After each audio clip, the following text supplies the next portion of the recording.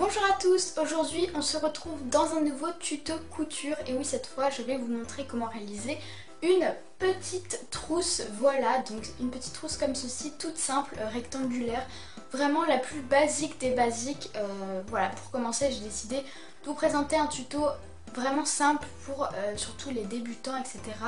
Et je trouve que c'est déjà bien de commencer avec des petites pochettes comme ceci. Je tenais à préciser que pour ce tuto j'ai utilisé un tissu comme ceci, donc assez rigide. Comme vous pouvez le voir, il est assez épais.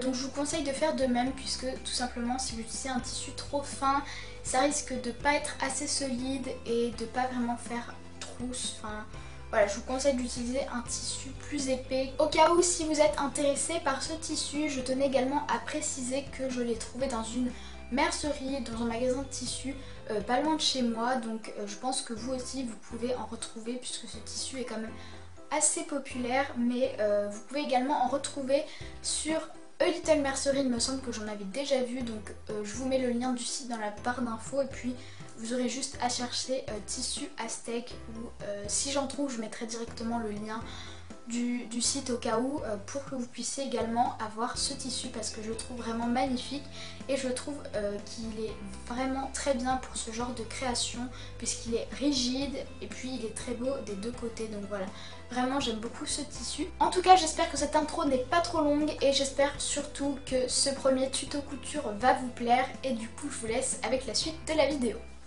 Pour commencer, j'ai pris un coupon de tissu de 30 cm par 25 cm pour réaliser ensuite une trousse de 20 cm. Puis comme vous pouvez le voir, j'ai tout simplement surfilé les côtés qui s'effilochaient beaucoup. C'est une étape que je vous conseille de faire, voilà, si comme moi vous avez un tissu qui s'effiloche, pour éviter que tout s'aggrave. Ensuite, on va commencer par poser la fermeture éclair. Donc pour ça, vous prenez une fermeture éclair à peu près de la longueur de votre tissu, ou plus grand, c'est pas bien grave. Puis vous allez poser donc la fermeture éclair endroit contre endroit. Ensuite, on va venir épingler le tout pour éviter que cela bouge pendant la couture.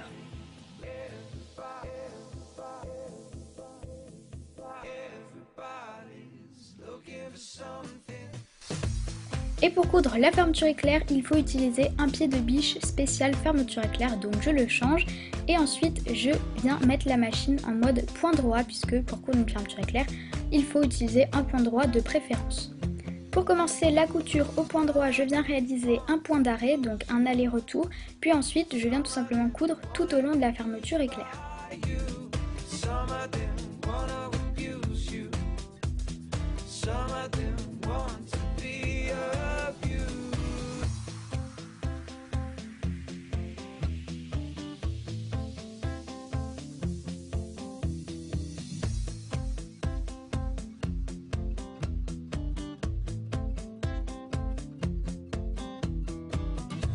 Et lorsque vous arrivez à la fin de la couture, n'oubliez pas de faire un point d'arrêt, puis on coupe les fils. À présent, le premier côté de la fermeture éclair est cousu, mais le problème c'est que il va falloir faire une deuxième couture pour pouvoir rabattre en fait ce côté-là vers l'intérieur. Donc je sais pas trop comment l'expliquer, mais je pense que vous allez comprendre avec les images. Donc je viens replier la fermeture éclair vers l'intérieur du tissu, et ensuite j'épingle le tout, puis je couds au point droit.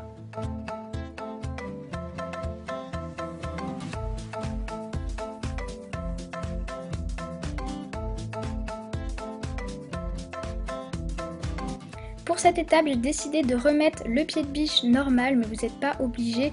Je trouve que c'est plus simple puisque c'est plus large et du coup ça me guide bien pour coudre droit. Après, c'est à vous de voir.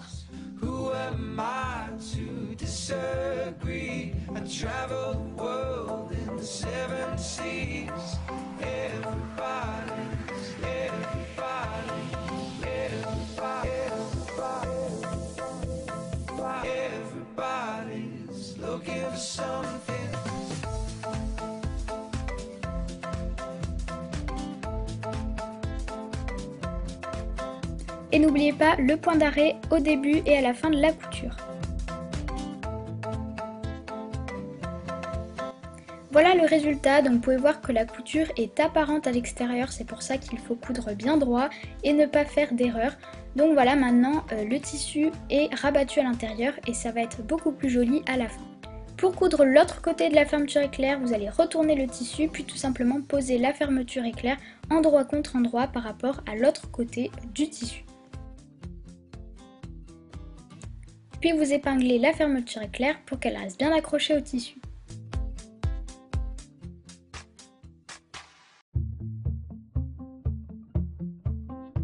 Maintenant, il ne vous reste plus qu'à refaire les mêmes étapes que pour l'autre côté. Il vous suffit de faire premièrement une couture au point droit collée à la partie en plastique à l'aide du pied de biche spécial fermeture éclair. Puis ensuite, on va faire la deuxième couture pour abattre la fermeture éclair à l'intérieur de la trousse.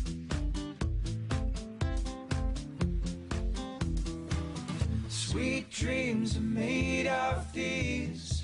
Who am I to disagree? I traveled the world in the 7 seas. Everybody. Maintenant que la fermeture éclair est posée et qu'elle est bien fixée, on va venir l'ouvrir. Donc vous ne l'ouvrez pas forcément en entier vers le milieu, les 3/4, ça suffit. Mais surtout n'oubliez pas de l'ouvrir, si vous ne l'ouvrez pas, vous ne pourrez pas retourner la trousse et ça sera foutu une fois que vous aurez cousu les côtés. Donc vous l'ouvrez et ensuite vous allez bien aligner bord à bord les extrémités, puis on va épingler le tout. Ensuite, à l'aide d'un mètre ruban, j'ai tout simplement mesuré sur ma trousse 20 cm puisque je voulais un total de 20 cm pour la longueur de la trousse. C'est pour ça que je prends toujours une marge pour pouvoir vraiment choisir l'endroit où je veux prendre ma trousse. Et à l'aide d'un marqueur, j'ai tout simplement placé des repères pour pouvoir coudre par la suite au point zigzag. Ensuite, il suffit de faire 2 coutures au point zigzag, donc une de chaque côté, là où vous avez placé vos repères.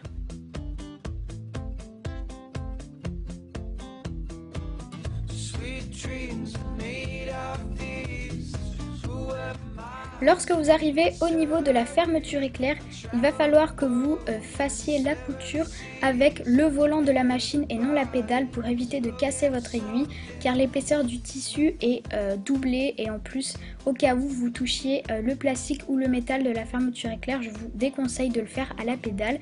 Donc allez-y doucement et juste faites avec le volant.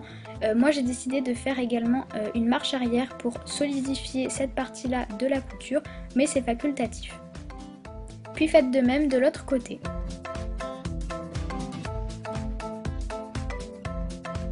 Ensuite, on va couper l'excédent parce que ça sert à rien de garder tout ce tissu à l'intérieur de la trousse. Donc vous coupez à peu près un demi-centimètre du bord. Et maintenant, il ne vous reste plus qu'à retourner la trousse. Donc c'est pour ça qu'il fallait surtout pas oublier de la laisser à moitié ouverte. Puisque sinon, vous ne pourriez pas la retourner. Ça serait catastrophique, on est d'accord. Et pour bien faire sortir les coins, vous pouvez utiliser une paire de ciseaux. Donc ça marche très bien et ça n'abîme pas la trousse, je vous rassure.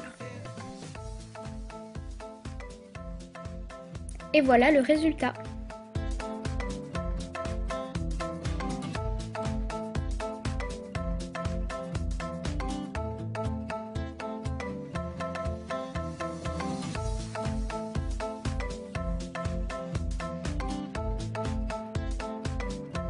Et du coup voilà pour ce tuto, j'espère qu'il vous aura plu. N'hésitez pas à me donner votre avis dans les commentaires et également à me dire si ça vous plaît les tutos couture, si vous en voulez d'autres ou pas, voilà, c'est vraiment important que je sache pour savoir si j'en fais d'autres ou pas tout simplement. N'hésitez pas non plus à mettre un petit pouce vers le haut si cette vidéo vous a plu. N'oubliez pas non plus de mettre ce hashtag que je vous mets juste ici sur Instagram si jamais vous repostez la photo de votre réalisation car j'aime beaucoup regarder ce que vous avez fait grâce à mes tutos. Donc voilà, et sur ce, je vous fais plein de gros bisous et je vous dis à la semaine prochaine. Bye tout le monde.